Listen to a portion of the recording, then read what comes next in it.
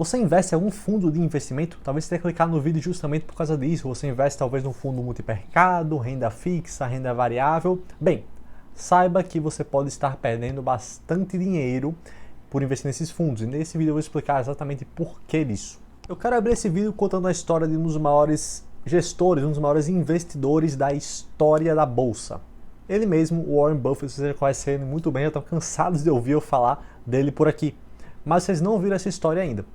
Warren Buffett, para quem não sabe, ele teve um retorno acumulado de mais de 7 milhões por cento.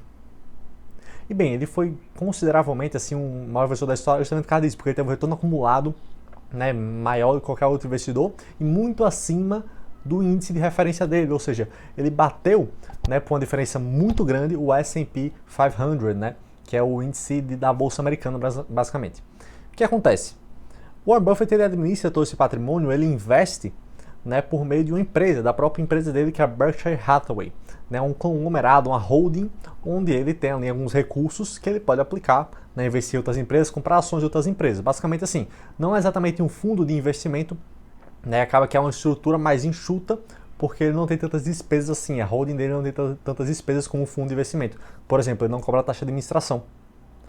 Mas aí fica a pergunta, e se o Warren Buffett ele fizesse os mesmos investimentos que ele fez pela Berkshire Hathaway, e se ele fizesse esses investimentos por um veículo tradicional de fundo de investimento?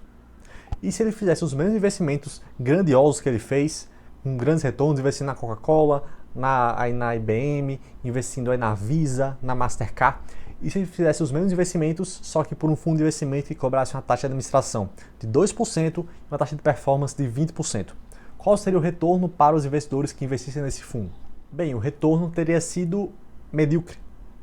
Totalmente medíocre. E por que isso? Afinal, ele faria os mesmos investimentos, mas a diferença está justamente nesse ponto que você já deve ter percebido. A taxinha. A taxa de administração de 2% e a taxa de performance de 20%. Como assim? O que é a taxa de administração, basicamente? O fundo de investimento, ele cobra uma taxa para administrar o patrimônio lá que está investido pelos investidores, né? Então, assim, digamos que um fundo de investimento administre aí $1 bilhão. Se ele cobra a taxa de 2%, significa que ele vai cobrar dessa quantidade toda que está investida no fundo dos investidores, ele vai cobrar 20 milhões por ano, ou seja, 2%. Então, assim, basicamente, o fundo de investimento, geralmente, eles cobram uma taxa de administração, que é fixa, que é referente ali ao patrimônio total investido no fundo. Eles cobram uma taxa de performance, de acordo com a própria performance deles. Então, assim, digamos, geralmente as taxas de performance são justamente essas de 20%. Então, digamos que o fundo de investimento, ele ultrapasse, né, ele bata o Ibovespa, né, o Ibovespa, digamos que ele renda 5% no ano e o fundo de investimento, ele rende 10%. Geralmente, os fundos de investimento, eles cobram uma taxa de 20% sobre o que excede essa performance do Ibovespa. Então, assim, o Ibovespa rendeu 5%, o fundo de investimento rendeu 10%, geralmente o fundo de investimento ele cobra 20% de taxa sobre esses 5% aí excedentes, que ele bateu o Ibovespa. Então, novamente, ele cobraria 1%, né, sobre esse patrimônio total aí do fundo. Ou seja, no ano em que o fundo de investimento ele rendesse 5% a mais que o Ibovespa, acabaria que a taxa total que você pagaria para o administrador seria de 3%, 2% de taxa de administração e 20% de performance. Acaba que, simplesmente por cobrar essa taxa, o retorno do investidor diminui muito. O fato de você pagar taxas de administração e de performance diminui muito o seu retorno. Você vê que o investidor que tinha um desempenho extraordinário acabou tendo um desempenho medíocre, simplesmente se ele cobrasse taxa de administração e de performance. Então, assim, primeiro, só abrindo parênteses aqui, uma das grandes qualidades do Buffett foi justamente perceber isso, perceber que o maior veículo, tanto para ele como para os investidores, né, que queriam confiar o dinheiro a ele, o maior veículo para isso seria justamente, né, uma holding e não um fundo de investimento. E segundo, acaba que a grande razão dos fundos de investimento não serem um bom veículo para você alcançar sua independência financeira é justamente as taxas. Aí você pode dizer, Luca, mas 2% de administração e 20% de performance não é todo fundo que cobra, essas taxas são altas. Não tão altas assim, tá? A taxa de performance de 20% é comum no mercado brasileiro. A taxa de 2%, né, acaba que quando você vai para fundos mais eficientes, né, que são justamente os recomendados normalmente, nos melhores fundos da bolsa, eles não cobram uma taxa tão alta assim. Ok, geralmente quem cobra taxa de 2%, 3% é aqueles fundos de previdência do Itaú, do Banco do Brasil, beleza. Mas ainda assim, uma taxa de 1%, mais uma taxa de performance de 20%, ainda assim continua sendo algo muito alto e que vai diminuir bastante seu retorno aqui. Então, assim, o que você precisa entender é o seguinte, a lógica por trás de um fundo de investimento é excelente. Basicamente, você vai tá ali dando o seu dinheiro na mão de um gestor muito qualificado, com anos de experiência e que provavelmente tem uma chance maior do que você de conseguir um retorno acima da média. Beleza, tranquilo, a lógica está certíssima. Qual é o problema aqui? É que depois que você desconta a taxa, dificilmente esses fundos de investimento vão ter um retorno acima da média. E por que é tão ruim assim o fundo de investimento ter um retorno abaixo da média? Simples, porque você pode investir na média. Sabe, além dos fundos de investimento normais, multimercados, renda fixa, ações, que tem uma gestão ativa, ou seja, que um gestor ele cobra uma taxa para que ele consiga administrar ativamente o portfólio, basicamente assim, ele vai cobrar uma taxa pela capacidade dele de administrar isso e ter um retorno superior. Existem também fundos de investimento que são passivos, são os chamados ETFs. Eles basicamente vão seguir uma carteira montada, uma carteira fixa, não vai ter um gestor que vá ele precisa de competência acima da média para administrar. Não, ele vai simplesmente seguir ali a média. Então, por exemplo, tem fundos de índice, né, ETFs, que simplesmente seguem o Ibovespa. Eles vão seguir a carteira do Ibovespa, com Vale, Petrobras, Itaú, e pronto, não tem tanto trabalho assim, e por isso a taxa de administração dos ETFs é bem menor. Então, assim, acaba aqui. Depois que você desconta as taxas dos fundos ativos, dos multimercados, o rendimento deles fica geralmente abaixo do ETF. E o ETF você consegue investir aí para o longo prazo sem ter trabalho nenhum praticamente.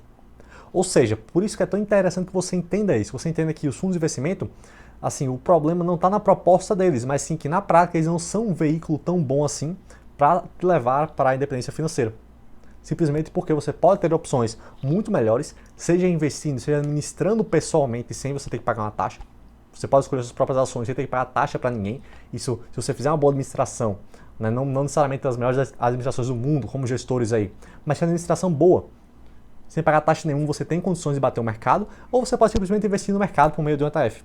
Então, assim, por isso que os fundos de investimento eles não são um veículo tão interessante assim. E a prova disso, eu estou falando tanto que os fundos de investimento eles não batem o mercado, não batem o índice, a prova disso é justamente baseada em dados. Eu não estou tirando da minha cabeça isso aqui.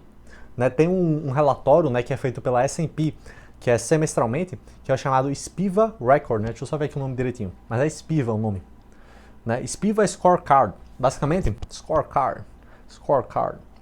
Basicamente são relatórios semestrais feitos pela S&P, na Standard & Poor's, né, que eles avaliam justamente o desempenho dos fundos de investimento em relação ao índice, em relação à média do mercado. Então, assim, quando você compara os fundos de investimento brasileiros com a média do mercado, acaba que a grande maioria, a imensa maioria, é derrotada justamente pela média do mercado. Você vê aqui, por exemplo, 84% dos fundos de investimento brasileiros de ações perdem para o índice de referência de ações, perdem para a média ali das ações brasileiras.